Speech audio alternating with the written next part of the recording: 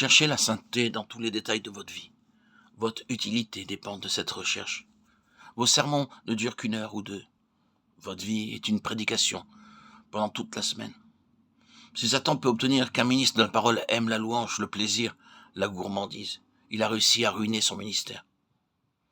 Obtenez par la prière que vos pensées et vos paroles viennent de Dieu. Luther priait 3 heures chaque jour. Robert Murray McCheyne.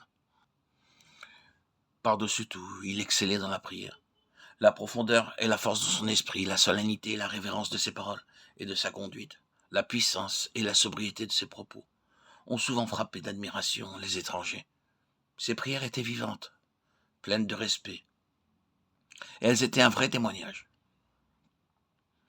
Il vivait plus dans la communion de Dieu qu'aucun autre homme, car ceux qui le connaissaient le plus savent qu'on ne pouvait s'approcher de lui qu'avec crainte et vénération. Écrit de William Payne, parlant de George Fox. Pendant ma maladie, j'examinais attentivement ma vie par rapport à l'éternité.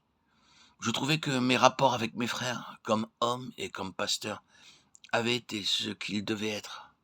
Mais pour ce qui se rapportait à mon Rédempteur, c'était différent.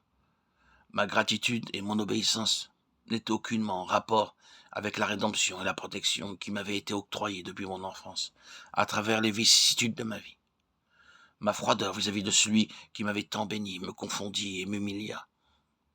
Je vis que non seulement j'avais négligé de profiter de la grâce qui m'avait été donnée, mais à cause de cette négligence même, mon premier amour et mon zèle s'étaient affaiblis.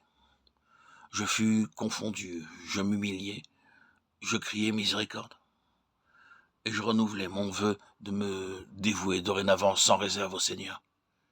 Évêque Mike Kendry. Contemplons souvent Brenner dans les forêts solitaires de l'Amérique, répandant son âme devant Dieu pour le salut des païens qui périssaient. Il ne pouvait être heureux s'il n'était sauvé. La prière secrète, fervente, faite avec foi, est à la base de toute sainteté personnelle. La connaissance du langage du pays où le missionnaire travaille, un caractère doux et aimable, un cœur donné entièrement à Dieu, voilà les moyens qui, plus que la science ou tout autre don, nous permettront d'être ouvriers avec Dieu pour le grand œuvre de la rédemption de l'humanité. Carré. Vous connaissez la valeur de la prière. Elle est plus précieuse qu'on ne peut le dire. Ne la négligez jamais. Jamais. Sir Thomas Buxton. La prière est la première, la seconde et la troisième chose indispensable à un prédicateur. Prie donc, mon cher frère, prie, prie, prie. Édouard Besson.